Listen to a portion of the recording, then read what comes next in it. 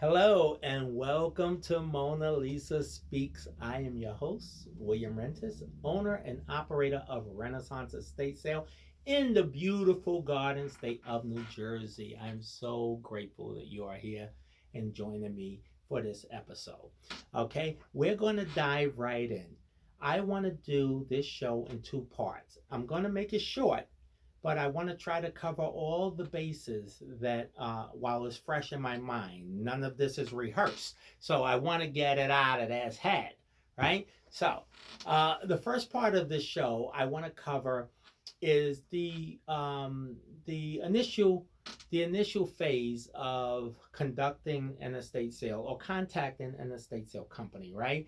And what you should do in preparation for that, right? And the second part of this show, I want to show you a discovery I made recently, right? I talk about this with friends and colleagues and family about the importance of knowledge. Knowledge is power, right? So, my job coming into your home is to find the most valuable items and finding the proper way of liquidating them after I have discussed with you, the client, on on talk to you about the item and its value, right? And how we're going to proceed to move forward with it and liquidating that particular item, right? So it is very important that you choose a company that is not only knowledgeable but that has the potential, or not, potential may not be the proper word, but have the resources, I should say, to liquidate that item, right? So whether it be a major auction house or a private sale or what have you, but have the ability to do those things for you in order to maximize the most proceeds from it. Okay, so let's start at the beginning. You contacted an estate sale company, and I always recommend that you contact at least two to three companies, because not every estate sale company is run the same way. So you want to be able to, evaluate the estate sale company and weigh it out and then make your choice as to the company you're going to use. All right. So in preparation for that, after you've made contact with an estate sale company and haven't going to have a representative come out, it is always good for you to at least take like post-it notes, right? And put it on the items that you intend to keep or that's designated to another family member. So this way, when the representative, when he or she comes out, they will understand that and they know that the items that are post-it notes on them, it's not for sale. And then they can make the determination based on the rest of the contents of the home as to whether or not, the house warrants an estate sale. So, what do we look for, right, in considering doing an estate sale? I know myself, when I go to a potential client's home, the items I look for is furniture is a given, right? So everybody has furniture. We also look for collectibles, sports memorabilia, jewelry, silver, gold jewelry, those types of things. Not not for my purpose, but those are things that draw people to the sale. Because what you have to realize is that on any given weekend, right, within a 50-mile radius of your home, there's at least 2 to 300 sales going on at any given time. So what's going to make your house any different from theirs, right? You need a draw. You need items that's going to draw people in, whether it's a toy collection, a car collection, a costume jewelry, or movie memorabilia or sports memorabilia. Those things draw people to a sale. They draw huge lines of people, right? So if those items are the type of items that you have, you might want to express that to your estate sale representative, right? Because he's going to be more inclined to do things, um, not do things better, but be a lot more interesting if you had those things, right? Versus if a lot of times you call somebody on the phone, you says, "Well, I just have furniture," and the estate sale company, "Well, this might not be for me because it's a hard sell." right? So we always look for things like that. And every house, believe me when I tell you, every house deserves a beautiful estate sale. Whether those things are there or not, they all deserve an estate sale, right? But those things help to draw people to the sale, right? So once the representative is there, such as myself, I could look around and I say, okay, I see the items that aren't for sale, right? But you still have enough to do a sale. At that point, I will sit down with you and go over a contract. We Once you understand the contract and you want me to do the sale, we will pick 2 days. The sale is typically done in 2 days, right? A Saturday or Sunday or Friday, Saturday. And we typically come in the Monday prior to the sale. So if your sale is next Sunday, I will be there on Monday to prep the house for the sale.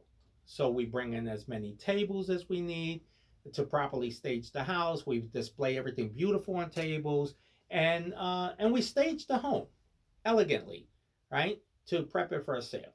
And then on Tuesday, we photograph and price everything in the house. That's all for the advertisement. At least this is the way I do things, right? So different companies do things differently. So this is the reason why I say you might want to speak to different companies and their process of payout, liquidations of contents that don't sell. You know, every estate sale at the end have items that don't sell. It's just a given, right? And you want to be able to have a company that will say, okay, we will assist in donation. We can do a clean out and leave the place broom swept clean, and you're done with the sale. So typically with us, when we do a sale in 2 days over the weekend, we do it Saturday, Sunday. The following Monday, you'll get a complete inventory of everything that's sold, what it's sold for, your proceeds minus our commission. Okay, so it's that quick. I like to settle things with clients quickly because I know the importance of them, getting rid of the rest of the items in the house and getting the house ready for sale.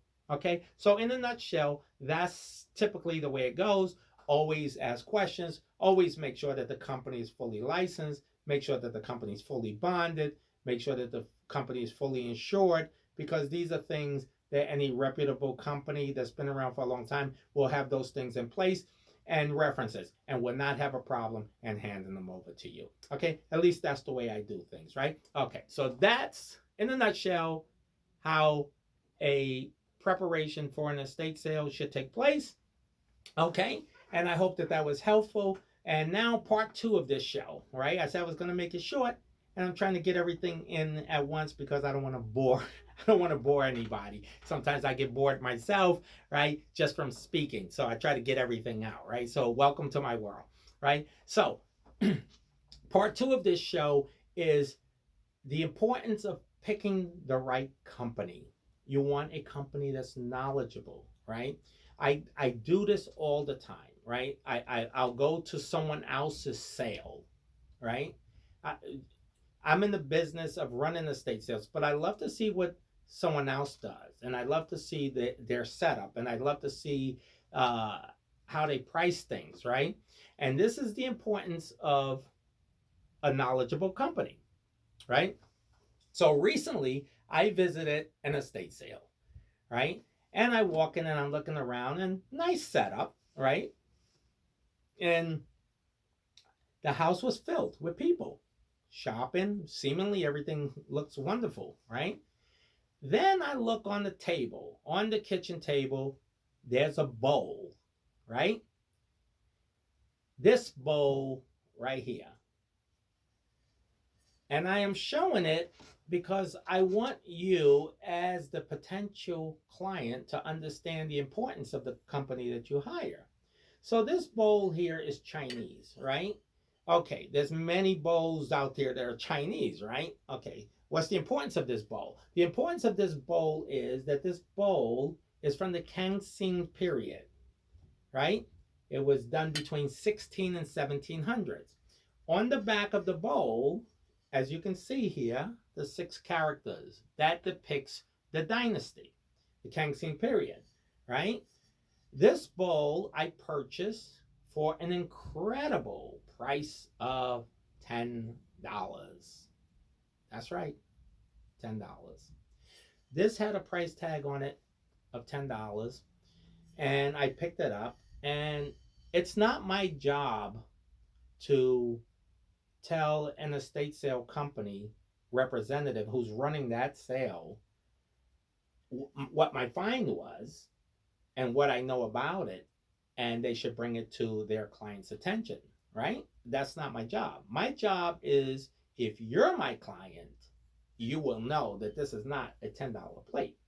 So I think I did wonderful with the plate, because this plate is somewhere between $4,000 and $5,000. So this is the importance of having the right estate sale company, right representative running your sale. And as I promised, I will bring you items that we discover either in our client's home or purchases that we made, and that all ties into the importance of the estate sale company you hired. So whether you hired Renaissance Estate Sales or you hired another company of another name, right?